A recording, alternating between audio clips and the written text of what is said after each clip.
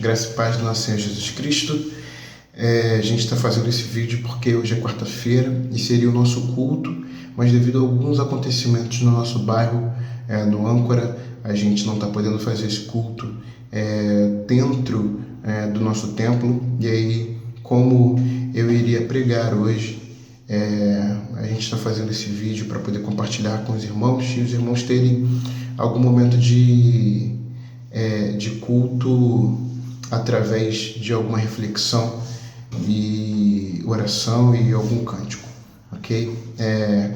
Peço para que os irmãos estejam em oração pelo nosso bairro, pelo bairro do Âncora, pelas famílias que estão aí, pelos irmãos que estão no bairro do Âncora, e também pedir pela família, que está envolvida nessa questão, pelas famílias que estão envolvidas nessa questão do rapaz, para que Deus possa trazer conforto a essa família, a essa mãe, ok? Não deixem de orar por isso. Nesse momento a gente vai orar e a gente vai passar para a nossa reflexão.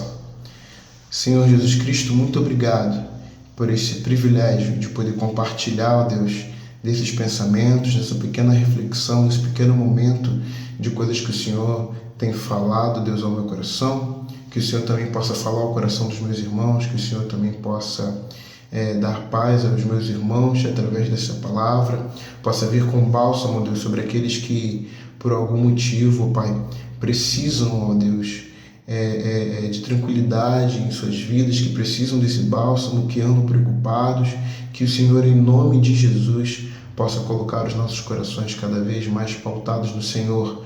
Toma o nosso bairro em Tuas mãos, Senhor Jesus Cristo. Toma o Âncora em Tuas mãos. Abençoa, faz o Teu caminho, ó Deus, ali. Faz a Tua vontade ali. E que possamos, ó Deus, como igreja, ser cada vez mais relevantes para o nosso bairro, ser cada vez mais relevantes para as famílias que ali estão à nossa volta.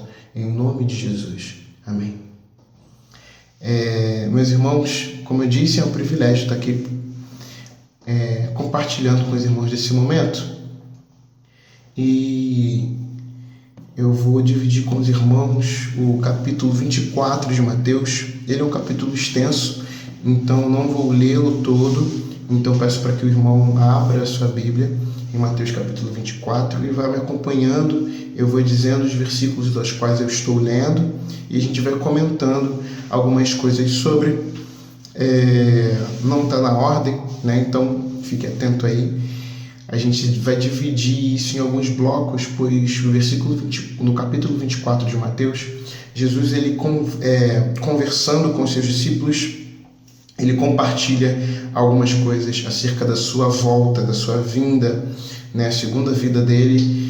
E é legal a gente olhar para isso, olhar para o que Cristo tem falado, para o que ele está falando nesse capítulo e trazer isso para o nosso momento, até porque a Bíblia ela é atual, ela é viva, e essa promessa que o Senhor tem da sua segunda volta é a promessa que se falta se cumprir sobre a sua igreja, que é a volta dele e que irá se cumprir. Então, sem muitas demoras, vamos lá? Então, nosso primeiro momento aí é em Mateus 24, versículo 12 e versículo 14. Vai dizer o seguinte: devido ao aumento da maldade, o amor de muitos esfriará, mas aquele que perseverar até o fim será salvo, e este evangelho do reino será pregado em todo o mundo como testemunho a todas as nações, e então virá o fim. Isso mostra que o primeiro sinal um dos primeiros sinais que a gente tem da volta de Cristo é a graça de compartilhar o evangelho. Preste atenção no versículo 14, que vai dizer o seguinte: este evangelho do reino será pregado. E reino com letra maiúscula, não é um evangelho qualquer, não é um evangelho inventado, é o evangelho de Jesus Cristo. É o evangelho que de fato prega e fala do reino de Deus para todo aquele que é perdido, ferido, aquele que precisa de cura, aquele que é doente e que precisa de Jesus Cristo. Esse é o evangelho ao qual devemos pregar e deve ser pregado e foi nos pregado. A gente tem um panorama bíblico, historicamente falando, desde Paulo até os tempos atuais, onde o evangelho chegou a grande parte das nações, e é bem importante a gente frisar que o fato de uma nação ter tido contato com o evangelho há 3, 4, 5 séculos atrás não deixa sua nação desculpável caso esse ensinamento se perca por algum motivo, apesar de precisarmos estar ali também pregando e falando. Mas existem nações que nunca ouviram sequer falar o nome de Jesus Cristo. Existem aproximadamente no mundo 2 bilhões de pessoas que nunca ouviram falar de Jesus Cristo. É quase 1/3 da nossa população mundial que não sabe sequer que existe Jesus Cristo, que não sabe sequer que Jesus Cristo é o caminho, a verdade e a vida, e que nunca ouviu falar disso. A palavra é bem clara. No versículo 14 vai dizer: em todo o mundo como testemunha, esse evangelho será pregado em todo o mundo como testemunha a todas as nações, e então virá o fim. É necessário para o fim que todos conheçam a palavra de Deus, até que o último dos escolhidos seja chamado, até que o último daqueles que é do Senhor, até que o último daqueles que vai crer, que há de crer no nome de Jesus Cristo, seja alcançado. Spurgeon vai dizer que na estrutura que vivemos hoje, o mundo é como um andaime e a igreja é como um edifício. O andaime, ele tem serventia até o edifício ser edificado. Quando o edifício todo terminar de ser edificado, o andaime não vai ser necessário. A estrutura, a cultura do mundo não vai ser mais necessária quando todos conhecerem a palavra de Deus e quando as pessoas que têm que ser salvas sejam salvas. Até que todos aqueles que hão de crer, creiam. Isso é muito importante a gente ter em mente. Tempo e fora de tempo devemos estar pregando. A tempo e fora de tempo devemos estar falando sobre a palavra de Deus. Devemos estar mostrando e, acima de tudo, vivendo o evangelho do reino, que é para todo aquele que crê, para todo aquele que é ferido, para todo aquele que está marcado e que precisa ser salvo, porque reconhece seus pecados e sabe que sem Cristo está perdido. Ainda, outra marca e outra posição que mostra, outro sinal que mostra a vinda de Cristo é a oposição à Escritura, é a oposição ao próprio Deus. Nos versículos 9 e 10 vão dizer o seguinte, 9 e 10: então eles o entregarão para serem perseguidos e condenados à morte, e vocês serão odiados por todas as nações por minha causa. Naquele tempo, muitos ficarão escandalizados, trairão e odiarão uns aos outros. Quantos já não morreram pelo Evangelho? Quantos já não foram mártires pelo Evangelho? Quantos já não sofreram pelo Evangelho? E quantos já ainda não sofrem? A tribulação, ela é sim uma marca, um sinal da volta de Cristo, e ela acontece de diversas formas. Uma delas é a partir da apostasia.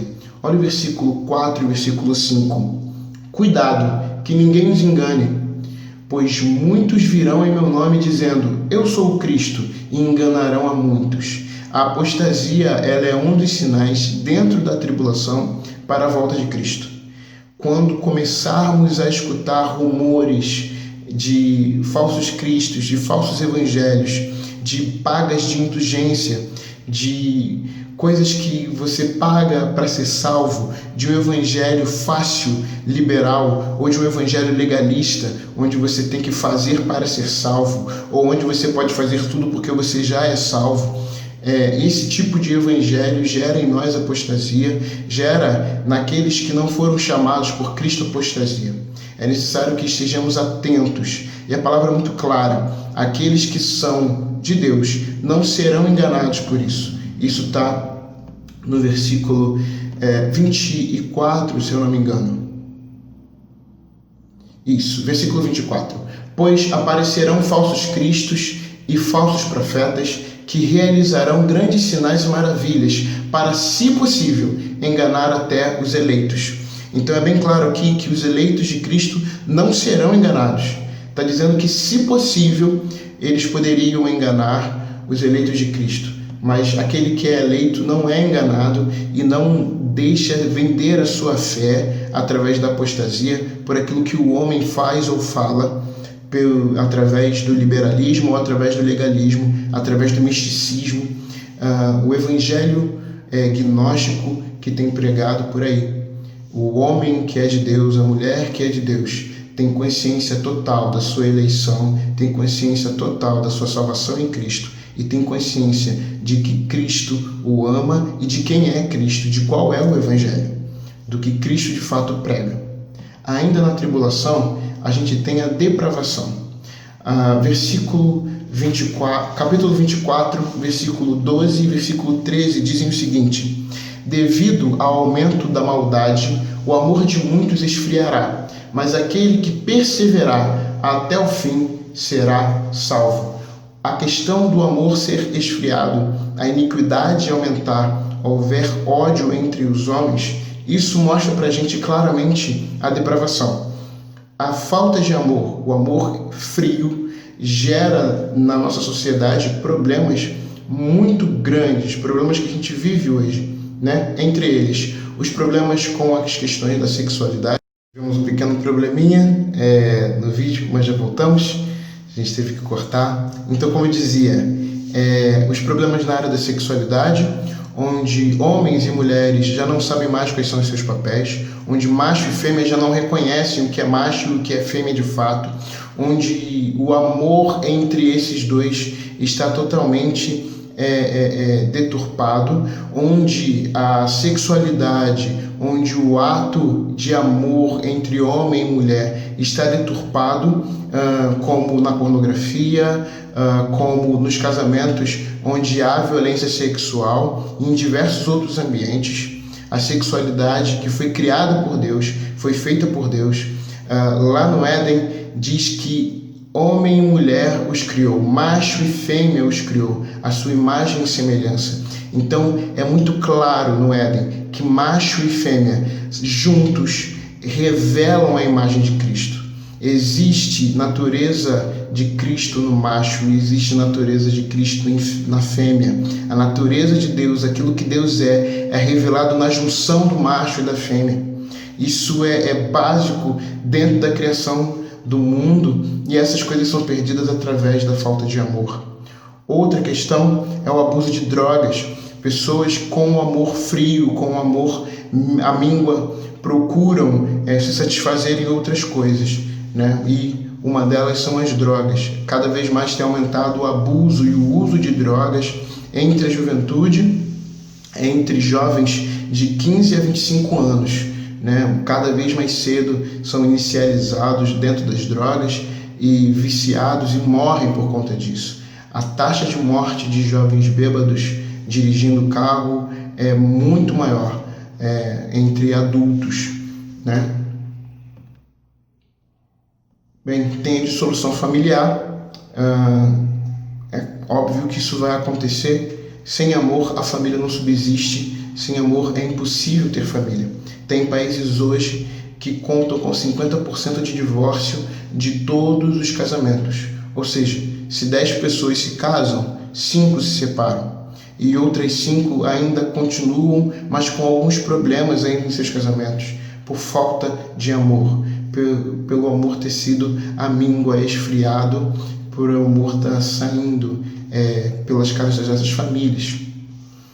E aí, juntamente, vem a violência, e aí não só a violência urbana, não só a violência de morte urbana, mas também dentro dos nossos lares, dentro das nossas casas, pessoas que sofrem violência dentro da escola, do seu trabalho, violência psicológica, violência física, emocional, violência de patrimônio, violência de diversos tipos de violência que a gente possa ter, elas começam a ocorrer com mais frequência e, juntamente a tudo isso, o ser humano vai cada vez ficando só, mesmo com um número gigante de pessoas no mundo. A gente vai se sentindo cada vez mais só, a gente vai se sentindo cada vez mais isolado da humanidade, a gente vai se sentindo cada vez mais em solidão. Não é à toa que o número de depressão tem aumentado, não é à toa que o número de pessoas ansiosas tem aumentado e até mesmo o número de suicídio. A solidão gera tudo isso em nós, a falta de referência de homens, mulheres, de pessoas para nos ajudar, acaba fazendo isso em nós. E tudo isso deriva da falta de amor, isso deriva da depravação do homem. E ainda, dentro da tribulação, a gente viu tribulação, a apostasia, a depravação e, por último, o anticristo.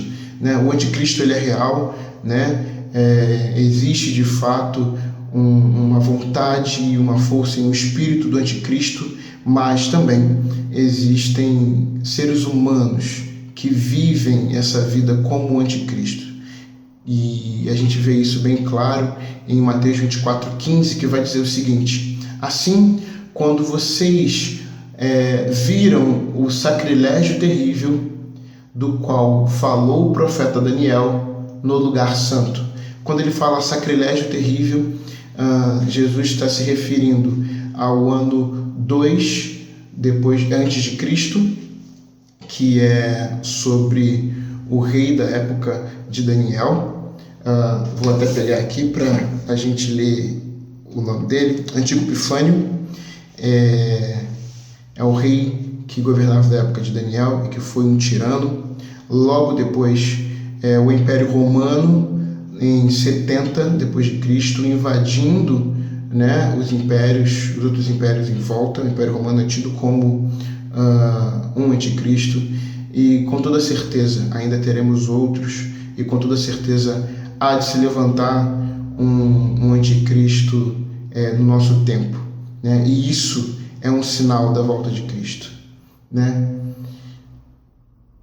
Ainda a gente tem as questões das catástrofes no nosso país, como a guerra, por exemplo, não só no nosso país, mas no mundo, Vai dizer o seguinte: vocês ouvirão falar de guerras, rumores de guerras, e não tenham medo.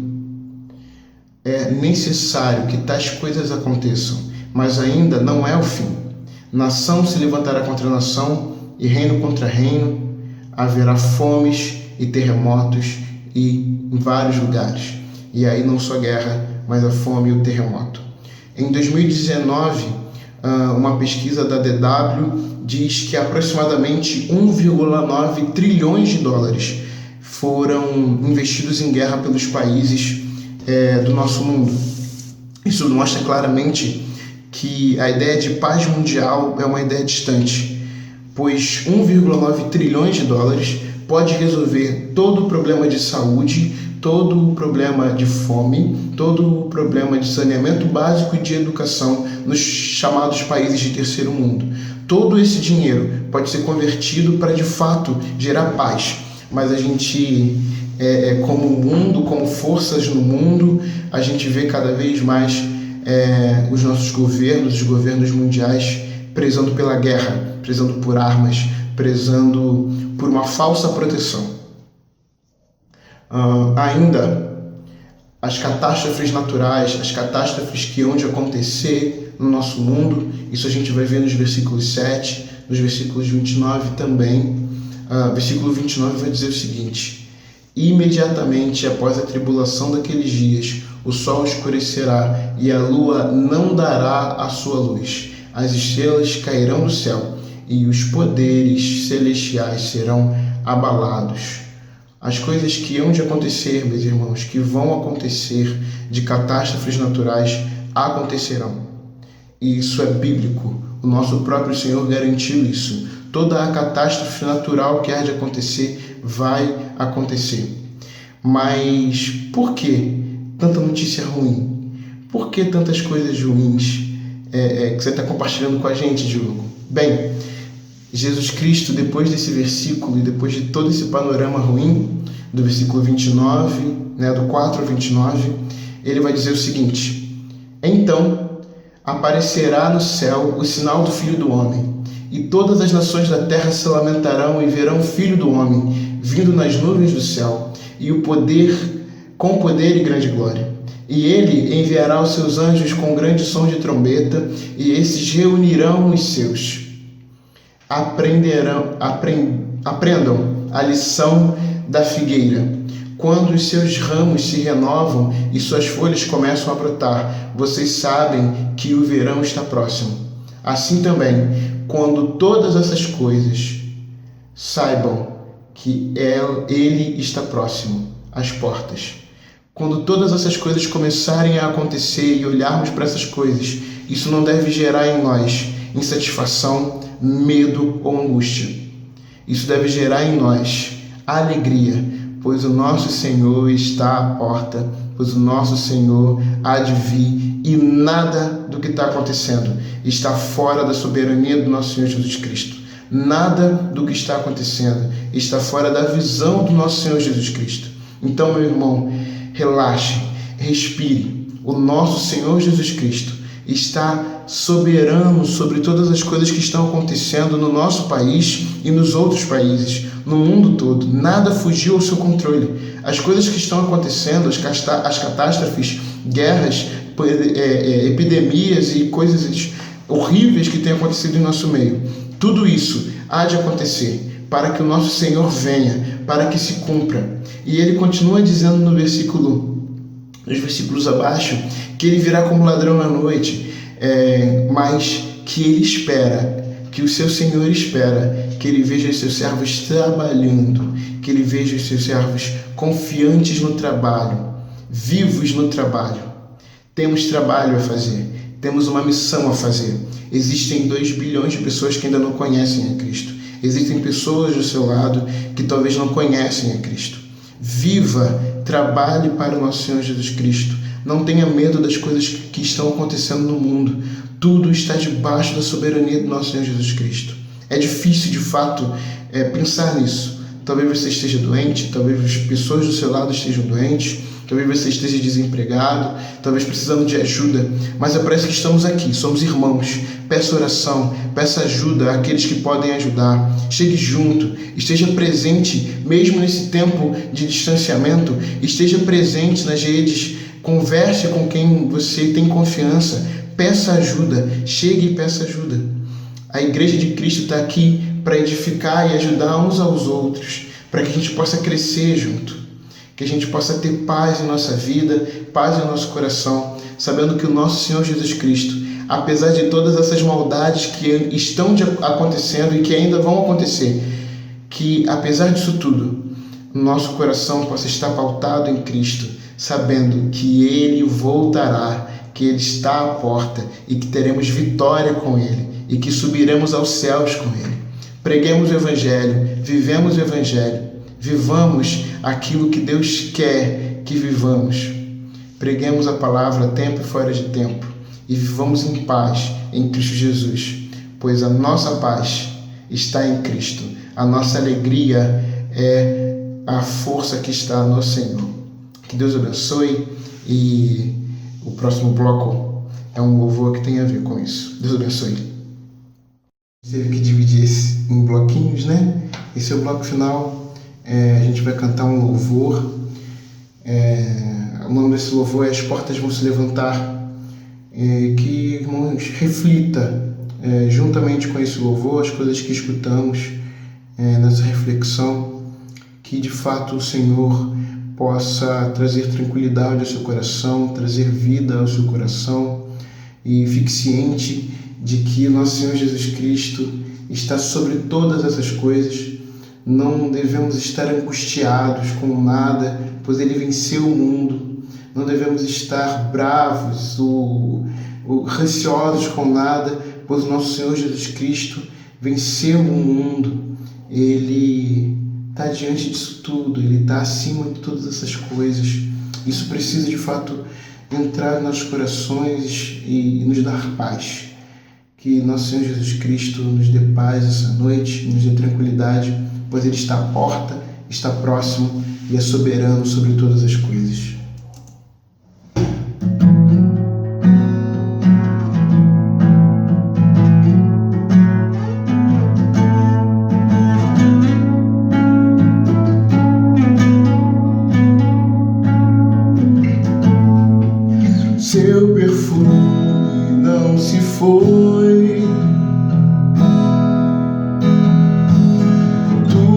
luz ainda brilha. Estou guardado em teu amor, aguardando a sua vinda, até o dia de te ver. O mundo vai ter que escutar como é bom te pertencer, Deus da minha vida. Minha paixão é fazer tuas obras conhecidas e ver o fruto do teu suor, de tudo que o teu sangue comprou. As portas vão se levantar quando o Rei entrar. O amor daquele que te seguir, tu vais cantar hosana ao Senhor. Vem viver em mim pra sempre.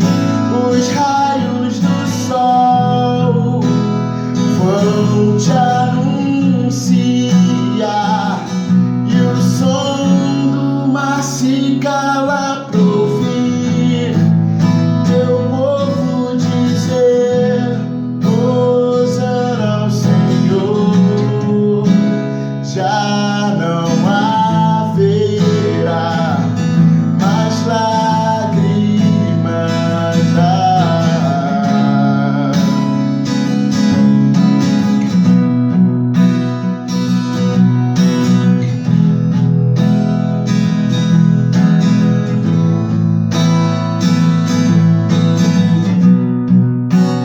Minha paixão é fazer tuas obras conhecidas e ver o fruto do teu suor, de tudo que o teu sangue comprou. As portas vão se levantar quando o Rei entrar. O amor daquele que te seguir, tu vais cantar hosana ao Senhor. Vem viver em mim pra sempre. Os raios do sol vão te anunciar, e o som do mar se cala pra ouvir teu povo dizer hosana ao Senhor. Já não haverá mais lágrimas. Já não haverá mais lágrimas.